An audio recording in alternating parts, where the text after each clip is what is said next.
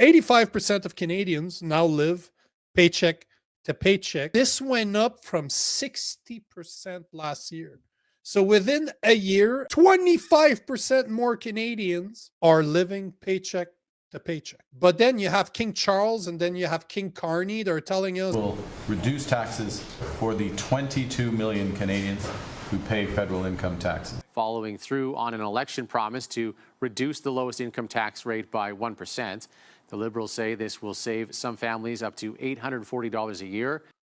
And also, now you can go to the dentist, and if you're part of that 8 million, you could save another $800 a year. So you're basically telling me that 85% of Canadians are living paycheck to paycheck, as in you lose your job, you're and the best thing that Carney can do is to cut taxes for the middle class by 1%.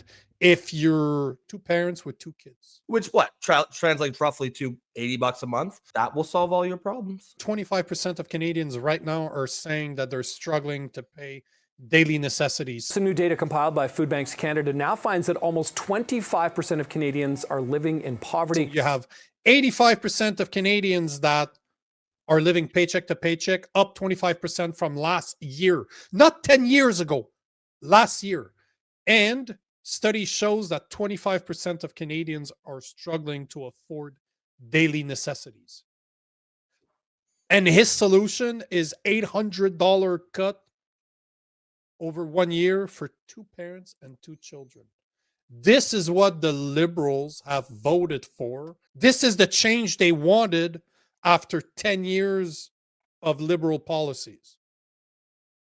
And somehow Carney is up in the polls. His approval rate is up since he's been elected, with the economy just getting worse and worse after him standing up to Trump the way that he did. Canada and the United States are stronger when we work together. Elbows up, fuckers. Elbows up. Elbows up.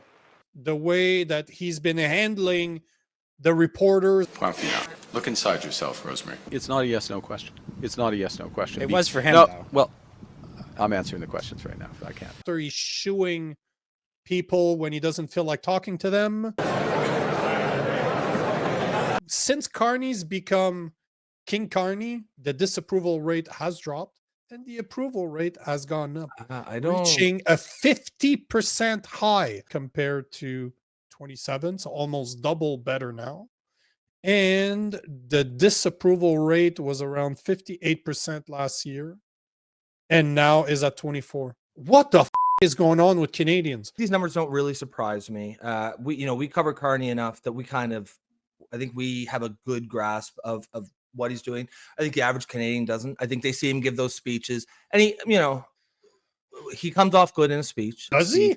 Most people, all they see is a few clips. They don't see all his arrogance. They don't see him dismissing Jolie with a flick of his wrist there. They don't see him berating reporters. They don't see him doing any of those things. They just see him brief 20-second sound clips where he sounds in charge and he's going to take it to Trump. They don't see him over there. Slogans. Yeah, exactly. They see the slogans. I can see why the average normie who doesn't pay that much attention might think, okay, this guy's doing a good job.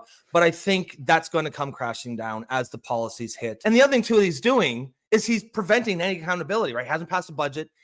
Parliament sat yesterday. So he hasn't done anything. Once he starts doing things, though, I think people are going to see it. I don't know, man. I don't think they will. There's one thing I've learned from being a conspiracy theorist is that no matter what you tell people, they will never believe the conspiracies, because that would mean questioning themselves. That would mean saying, I made a mistake. I did not know what the I was talking about. You can scream at somebody in the face as much as you want. The average person does not want to admit that they're the problem, that they've made mistakes. They'll pay the price, though.